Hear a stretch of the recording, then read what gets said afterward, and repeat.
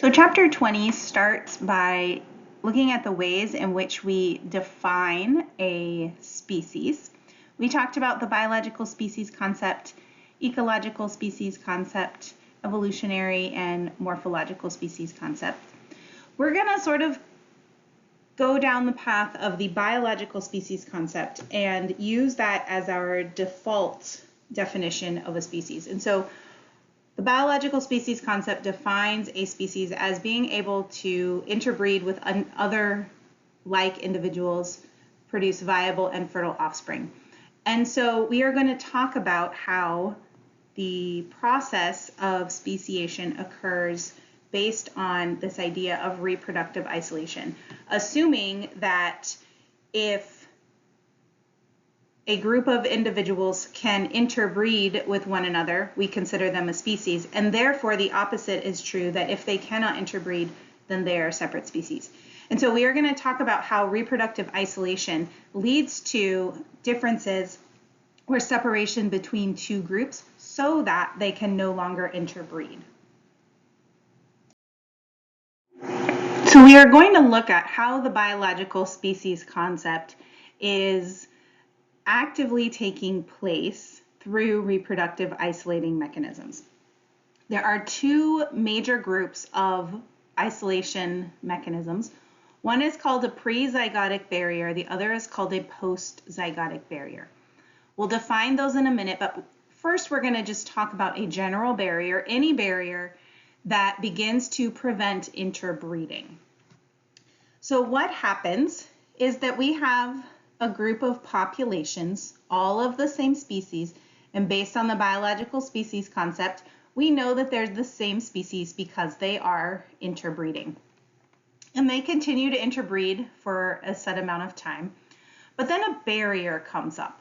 Now this barrier could be one of those pre or post zygotic mechanisms, but we've got this barrier here that is going to prevent one of these groups from interbreeding with the other.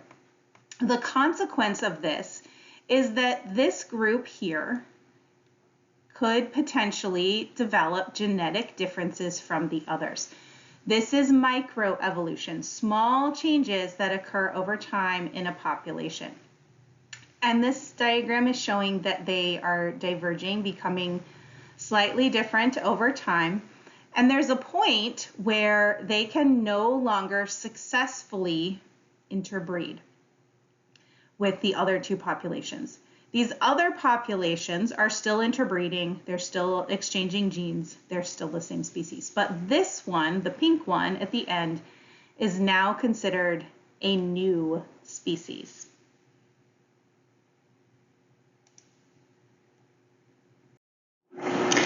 Our prezygotic isolating mechanisms are those that prevent the formation of a zygote. So a zygote is a fertilized egg. So what we're saying here is that a prezygotic isolating mechanism is one that prevents fertilization from happening.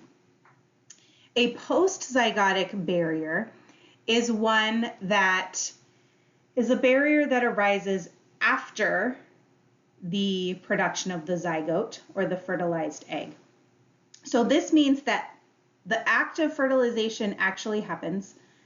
The egg is fertilized by sperm, which is why we need sexually reproducing organisms for the biological species concept, but that something about the individual makes them non-viable or infertile. So remember, there are three parts to the biological species concept: the ability to interbreed and then to produce a viable, fertile offspring. So prezygotic barrier really focuses on, can they complete the act of mating? Can two organisms come together and produce a fertilized egg? Postzygotic is essentially, does that fertilized egg develop into a viable, fertile offspring? And so there are several categories of each of these, several types of prezygotic, several types of postzygotic isolating mechanisms, any of which could prevent offspring that are viable and fertile. You may hear the term a hybrid. hybrid is short for interspecies hybrid. This is where two species come together and actually produce offspring. So we're going to talk about those later. They are kind of a special case. Hybrids are kind of a special case of postzygotic isolating mechanisms. In your study guide, you should have this handout. If you don't have this handout and would like a copy of it, you can print it from the lecture slides, or you can ask me if I happen to have an extra one. I love this image. It does not come from our textbook. It comes from a previous textbook that we've used for this class, but it very clearly outlines the differences between the prezygotic and postzygotic barriers. And you'll notice that the split here occurs at fertilization. So anything that limits the successful development of a fertilized zygote is going to be prezygotic. Anything that affects the development of an offspring of an individual is going to be postzygotic.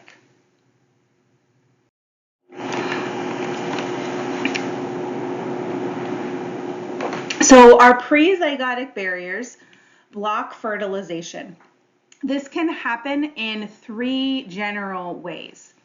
So they can either impede a species from attempting to mate. So this is the physical act of mating.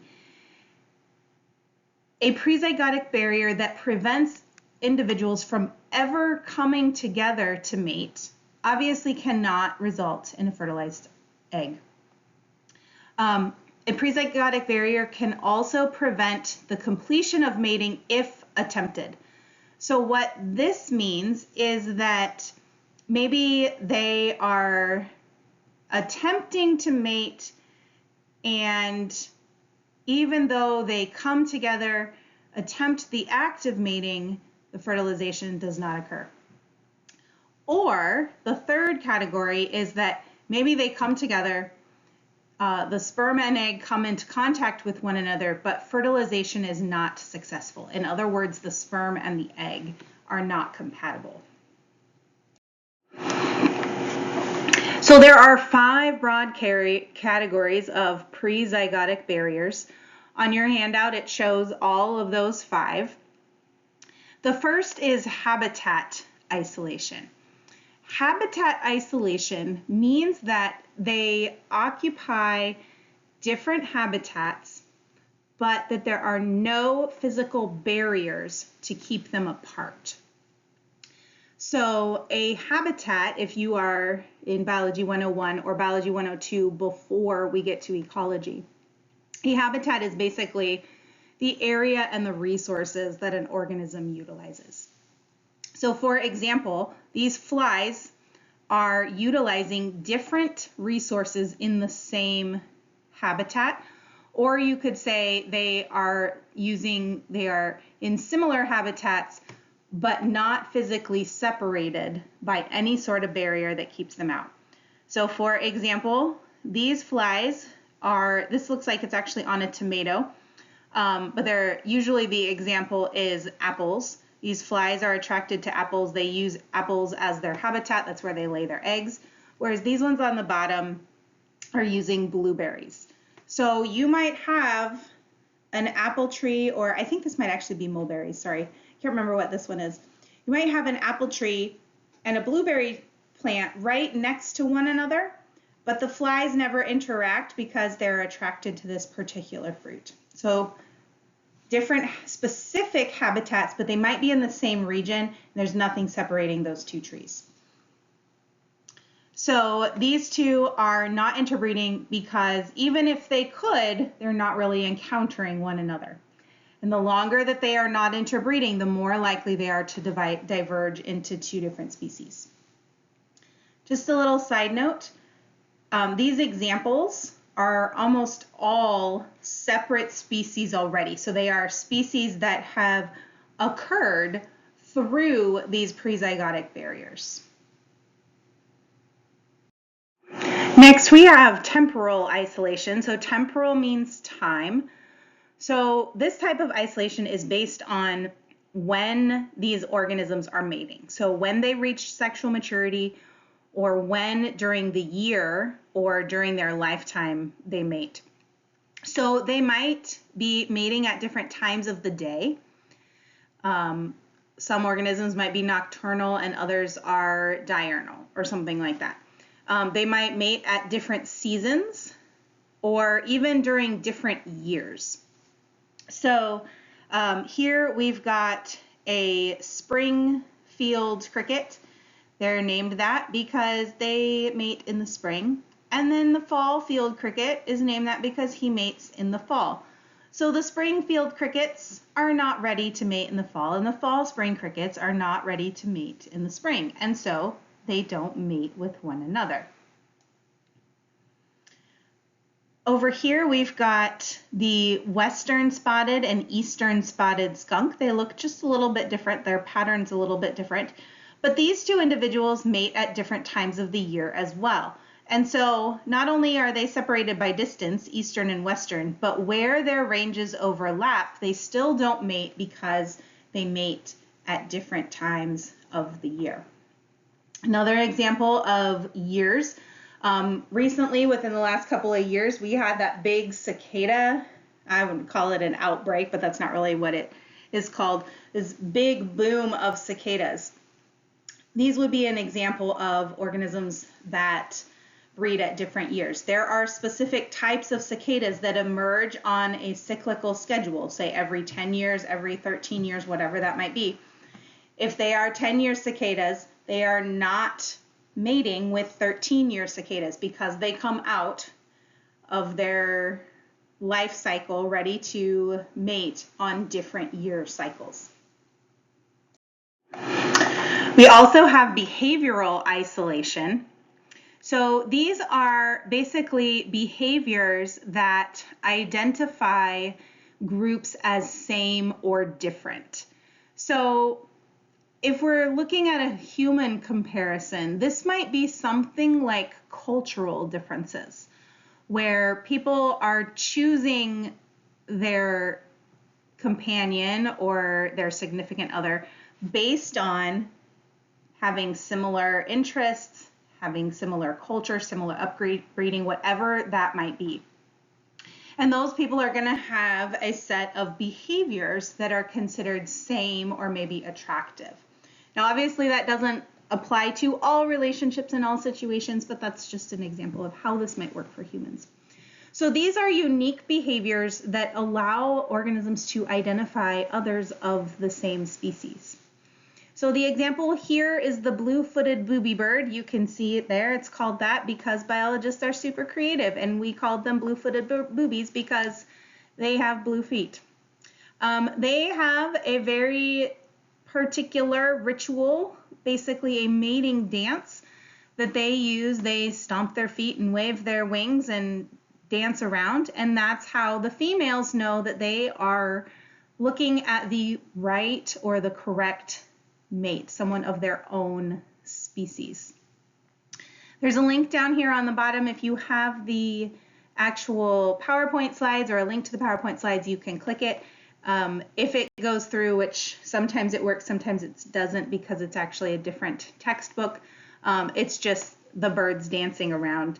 You really could just Google bird mating rituals or bird courtship and get several different examples of this. All right, next we move on to prezygotic barriers that are focused on a mating attempt. So these other ones, habitat, isolation, temporal, and behavioral. If you have those situations, two individuals of those species should never even attempt to mate. But sometimes organisms get confused and their hormones take over and they try to mate anyway, even with different species. So this is what we have here. We have an attempt to mate, and a prezygotic barrier is going to block fertilization at the attempt. So these organisms might try to mate, but they can't mate because of mechanical differences. So down here on the bottom, we have some snails. And the shells of these two different snails are going in different directions. So in one, we've got a clockwise movement. So down here, we've got a clockwise movement. This is a right-handed snail. And on the other one, the other side, we have also a right-handed snail.